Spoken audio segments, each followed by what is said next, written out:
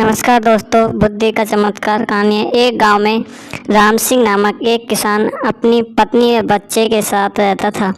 राम सिंह अनपढ़ व गरीब था, मगर अपने बेटे सुंदर को वह पढ़ा लिखाकर किसी योग्य व्यक्ति जैसा बनाना चाहता था, ताकि उसका बेटा भी उसकी भांति उम्र भर मेहनत मजदूरी न करता रहे। अपने पुत्र से उसे बड़ी आशाएं थी। लाखों सपने उसने अपने पुत्र को लेकर संजोए डाले थे। वहीं उसके बुढ़ापे की लाठी था। उसका बेटा सुंदर भी काफ़ी बुद्धिमान था। वह गांव के पंडित कस्तूरी लाल के पास जाकर शिक्षा ग्रहण कर रहा था। उसने भी अपने मन में यही सोचा हुआ था कि वह भी पढ़ लिख कर बड़ा आदमी बनेगा और अपने माँ बाप के कर्मों में दुनिया भर की सारी खुशियाँ और सारे सुख लाकर डाल देगा। इंसान यदि किसी लक्ष्य को निर्धारित कर ले और सच्चे मन से उसे पाने का प्रयास करे तो वह उसमें सफलता प्राप्त कर ही लेता है। ऐसा ही सुंदर के साथ भी हुआ। वह अपनी कक्षा में अच्छे नंबरों से उत्तीर्ण हुआ। सारे गांव में उसकी खूब वाहवाही हुई। अपने बेटे की इस सफलता पर राम सिंह का मस्तक भी गर्व से ऊंचा हो उठा। एक रात राम सिंह ने अपनी पत्नी से कहा, सुंदर की माँ, मेरे मन में सुंदर को लेकर काफ़ी दिनों से एक विचार उठ रहा है। कहो जी। राम सिंह की पत्नी ने कहा, ऐसी क्या बात है? क्या सुंदर की शादी ब्याह का विचार बनाया है? अरे भगवान, शादी ब्याह तो समय आने पर हम उसका करेंगे ही, मगर अभी उसे अपने पैरों पर तो खड़ा होने दें। मेरा तो यह विचार है कि क्यों न हम उसे शहर भेज दें, ताकि वहाँ जाकर कोई अच्छा सा काम धंधा सीखकर कुछ बनकर दिखाए। यहाँ गांव में तो बस मेहनत मजदूरी का ही धंधा है। पढ़ने लिखने के बाद भी यदि उसे यही धंधा करना है तो पढ़ाई लिखाई का लाभ ही क्या है? हमारा तो अपना कोई खेत भी नहीं है जिसमें मेहनत करके वह कोई तरक्की कर सके। मगर सुंदर के बापू, सुंदर ने तो आज तक शहर देखा ही नहीं है। हम किसके भरोसे उसे शहर भेज दें? सुंदर की माँ कमला ने कहा, माना कि हमारा सुंदर समझदार और सूझबूझ वाला है और शहर में वह कोई अच्छा सा काम धंधा तलाश भी लेगा, मगर शहर में टिकने का कोई ठिकाना भी तो चाहिए। सुनो सुंदर की माँ, शहर में मेरा एक मित्र है। हालांकि हम दोनों वर्षों से एक दूसरे से नहीं मिले, मगर फिर भी मुझे उम्मीद है कि यदि मैं सुंदर को उसका पता ठिकाना समझाकर भेजूं तो वह अवश्य ही उसे शरण देगा और रोजी रोजगार ढूंढने में वह सुंदर की सहायता भी करेगा। बात तो आपकी ठीक है सुंदर के बापू, लेकिन मेरा मन नहीं मान रहा कि मैं अपने लाल को अपनी आँखों से दूर करूं। ऐसा तुम अपनी ममता के हाथों मजबूर होकर कह रही हो। अगर दिल से तो तुम भी यही चाहती हो कि हमारा बेटा तरक्की करे, इसलिए दिल को मजबूत बनाओ। सुंदर शहर जाकर कुछ बन गया तो हमारा बुढ़ापा भी सुख से गुजरेगा। और इस प्रकार राम सिंह ने अपनी पत्नी को समझाया बुझाकर सुंदर को शहर भेजने के लिए राजी कर लिया। उसी शाम सुंदर जब अपने यार दोस्तों के साथ खेल कूद कर घर वापस आया तो राम सिंह ने बड़े प्यार से अपने पास बैठाया और अपने मन की बात बता दी। सुंदर यह जानकर बहुत खुश हुआ कि उसका बापू उसे शहर भेजना चाहता है।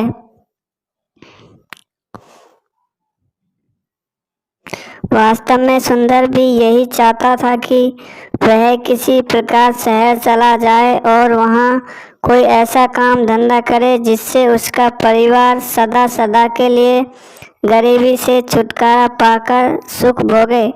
अतः पिता का प्रस्ताव पाकर वह बड़ा खुश हुआ और बोला, पिताजी, चाहता तो मैं भी यही था कि पढ़ लिख कर शहर जाऊं और किसी अच्छी सी नौकरी कर घर की कमाई में आपका हाथ बटाऊं, मगर कहीं आप मुझे शहर भेजने से इनकार न कर दें।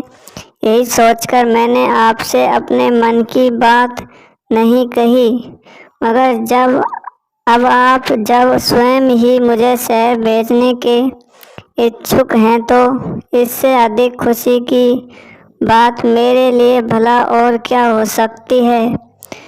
मैं अवश्य ही शहर जाऊंगा। और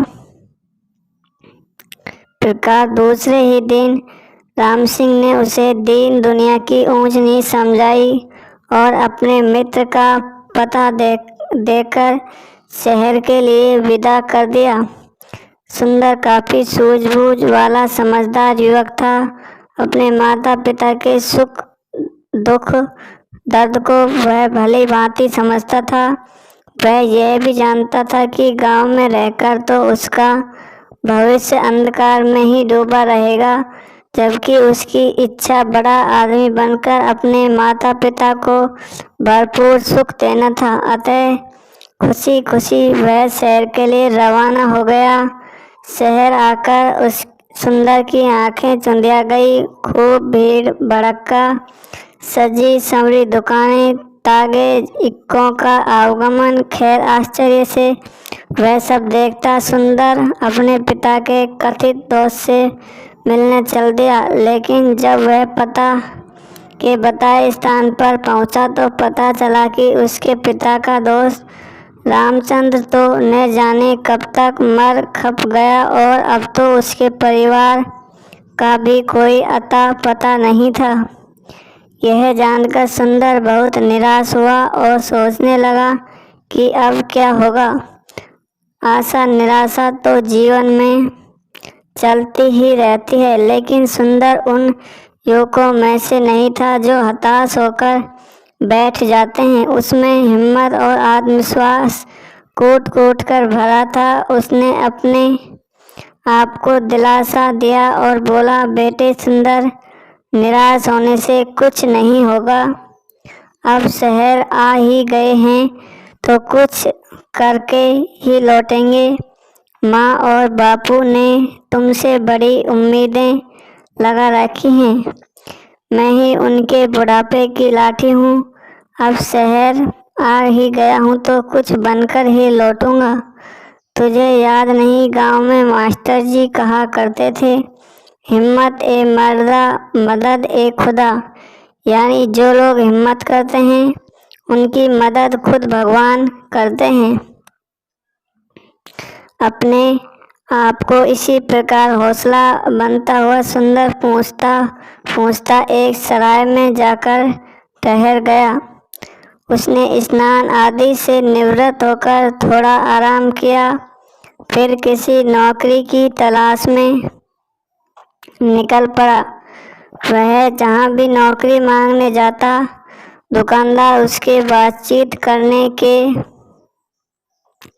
ढंग और उसकी सूझबूझ से प्रभावित तो होता, किंतु कोई जान पहचान न होने के कारण उसे नौकरी नहीं मिल पाती थी। इसी प्रकार कई दिन गुजर गए। सुंदर गांव से अपने साथ जो रुपया पैसा लेकर आया था वह भी लगभग समाप्त होने को था। अब तो सचमुच सुंदर को चिंताओं ने आ घेरा। वह सोचने लगा कि काश शहर में कोई उसकी जानकारी होती तो अवश्य ही उसे कोई नौकरी मिल जाती। एक दिन की बात है, सुंदर थक हार कर एक पेड़ के नीचे बैठा मौजूदा स्थिति के विषय में सोच रहा था। उससे कुछ ही दूरी पर राज कर्मचारी पेड़ की ठंडी छांव में बैठे गपशप कर रहे थे। अनमना सा सुंदर उनकी बातें सुनने लगा। एक दूसरे से कह रहा था, तो कुछ भी कह भाई रामवीर, तू है बड़ा नसीब वाला। हम दोनों साथ साथ ही राज दरबार की सेवा में आए थे, मगर तू तरक्की करके राजा जी का खजांची बन गया और मैं रहा सिपाही का सिपाही। इसे कहते हैं तकदीर।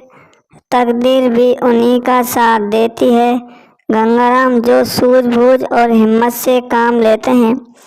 मैंने अपनी सूझबूझ से कुछ ऐसे काम किए हैं कि महाराज का विश्वास पात्र बन गया और उन्होंने मेरी ईमानदारी देखकर मुझे खजांची बना दिया। नैने भाई, तू जरूर किसी साधु या फकीर से कोई मंत्र वंत्र पढ़वा कर लाया होगा, जो इतनी जल्दी इतनी तरक्की कर ली, वरना मैं क्यों न किसी ऊंचे पद पर पहुंच गया। भैया, तू मुझे भी अपनी कामयाबी का राज बता। तेरे जैसे लोग इसी चक्कर में रहते हैं कि पकी पकाई मिल जाए और खा लें। अरे भाई मेरे, अगर इंसान में हिम्मत, हौसला, ईमानदारी, साहस और सूझबूझ हो तो वह पहाड़ को खोदकर नदी बहा दे। देख, तू वह मरा हुआ चूहा देख रहा है ना? रामवीर ने सड़क के किनारे पड़े एक मरे हुए चूहे की ओर इशारा किया। हाँ, देख रहा हूँ। आने जाने वाले भी देख रहे हैं और घृणा से थूककर दूसरी ओर मुख फेर कर निकल रहे हैं। रामवीर भाई, मैं तुझसे तेरी कामयाबी का रहस्य पूछ रहा था और तू मुझे मरा हुआ चूहा दिखा रहा है। ये क्या बात हुई गंगाराम? मैं तुझे कामयाबी की बाबत ही बता रहा हूँ। सुन, लोग उस मरे हुए चूहे पर थूक कर जा रहे हैं, मगर कोई सूझबूझ वाला इंसान इस मरे हुए चूहे से भी 4 पैसे कमा लेगा। भैया, मेरे अक्ल का इस्तेमाल करने से ही इंसान कामयाबी हासिल करता है। जंतर मंतर से कुछ नहीं होता। मैं समझ गया भाई। रामवीर निराश सा होकर गंगाराम बोला, तो मुझे अपनी कामयाबी का राज बताना ही नहीं चाहता। खैर, अभी तो मेरे भी दिन बदलेंगे। अब चलते हैं। इस प्रकार वे दोनों कर्मचारी उठकर चल दिए। वे तो चले गए, मगर खजांची रामवीर की चूहे वाली बात के ने सुंदर के दिमाग में खलबली सी मचा दी। उसके दिमाग में रामवीर की कही बात बार बार गूंज रही थी। लोग उस मरे हुए चूहे पर थूक थूक कर जा रहे हैं, मगर कोई सूझबूझ वाला इंसान इस मरे हुए चूहे से भी 4 पैसे कमा लेगा। 4 पैसा कमा लेगा, 4 पैसे कमा लेगा। सुंदर सोचने लगा, खजांची की बात में दम है। जिस देश में मिट्टी भी बिकती हो, वहाँ कोई चीज़ बेचना मुश्किल नहीं, मगर इस मरे हुए चूहे को खरीदेगा कौन? कैसे कमाएगा कोई इससे 4 पैसे? चूहे को घूरते हुए सुंदर यही सोच रहा था, लेकिन उसकी समझ में नहीं आ रहा था। तभी सड़क पर उसे एक तांगा आता दिखाई दिया। तांगे में एक सेठ बैठा था, जिसने एक बिल्ली को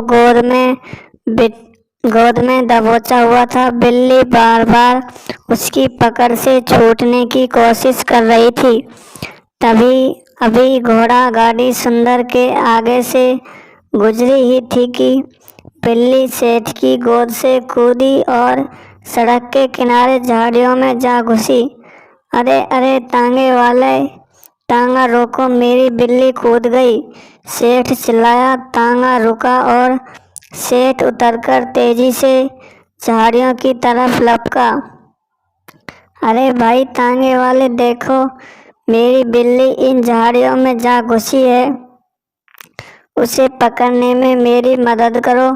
सेठ झाड़ियों के पास जाकर बिल्ली को बुलाने लगा। आ पुसी पुसी आओ। इसी बीच तांगे वाला और सुंदर सहित कुछ अन्य लोग भी वहां जमा हो गए थे। अरे भाई, मैं किसी खास प्रयोजन से इस बिल्ली को खरीद कर लाया हूँ, कोई इसे बाहर निकालने में सहायता करो। सेठ बेताब होकर एकत्रित हो गए लोगों से गुहार कर रहा था, जबकि झाड़ियों में घुसी बिल्ली पंजे झाड़ झाड़ कर घुर्रा रही थी। देख नहीं रहे हो सेठ जी, बिल्ली किस प्रकार घुर्रा रही है? एक व्यक्ति बोला। हाथ आगे बढ़ाते ही झपट पड़ेगी। यह सब देखकर सुंदर के मस्तिष्क में राजा के खजांची की बात गूंज गई। कोई सूझबूझ वाला इंसान इस मरे हुए चूहे से 4 पैसे कमा लेगा। सुंदर के इस मस्तिष्क में धमाका हुआ और तुरंत उसके मस्तिष्क में एक युक्ति सी आ गई। वह सेठ से बोला, सेठ जी, अगर मैं आपकी बिल्ली को काबू कर के दूं तो आप मुझे क्या देंगे? सेठ जी ने तुरंत सुंदर की ओर देखा और बोला, भाई तू मेरी बिल्ली को काबू करके देगा तो मैं तुझे चांदी का एक सिक्का दूंगा। चांदी का सिक्का। सुंदर के मुंह में पानी भर आया। ठीक है, आप यहीं कमाए जा सकते हैं। सुंदर ने मन ही मन खुश होते हुए एक रस्सी तलाश की और चूहे की गर्दन में फंसा डालकर झाड़ियों की ओर चल दिया। हटो हटो, सब पीछे हटो। भीड़ को एक और हटाता हुआ सुंदर बोला, बिल्ली अभी बाहर आती है। अरे मरा हुआ चूहा, यह तो वहाँ पड़ा था, किसी ने कहा। दूसरा बोला, अरे वाह, इस लड़के ने तो मौके का फायदा उठाकर एक सिक्का कमा लिया। इसे कहते हैं बुद्धि का करिश्मा। यह लड़का अवश्य ही एक दिन बड़ा आदमी बनेगा। लोग तरह तरह की बातें बनाने लगे। सुंदर झाड़ियों के करीब बैठ गया और रस्सी से बंधे चूहे को बिल्ली के सामने लहराने लगा। मोटे चूहे को देखकर बिल्ली के मुंह में पानी भर गया। एक नज़र उसने मैत्री भाव से सुंदर की ओर देखा, फिर दुम हिलाती हुई धीरे धीरे सुंदर के करीब आने लगी। सभी लोग उत्सुकता से यह तमाशा देख रहे थे और फिर कुछ ही पलों बाद चूहे के लालच में जैसे ही बिल्ली बाहर आई, सुंदर ने उसकी पीठ पर प्यार से हाथ फेरा और उसे गोद में उठा लिया। इस प्रकार अगर आप हमारे चैनल पर पहले बार आए तो चैनल को सब्सक्राइब जरूर करें। धन्यवाद।